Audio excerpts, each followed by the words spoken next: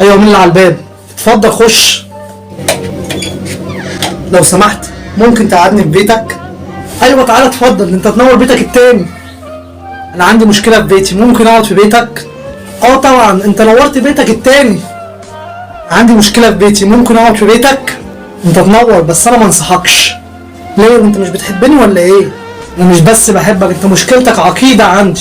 امال ايه، ما انت كان عندك 9 مليون واحد كان عنده مشكله في بيته وانت قعدته في بيتك، عشان انت لو سبت بيتك ومشيت عمرك ما هتعرف ترجعه تاني.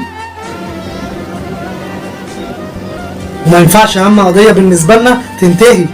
رايك هكسب القضيه؟ والله هتكسب القضيه وقريب كمان باذن الله.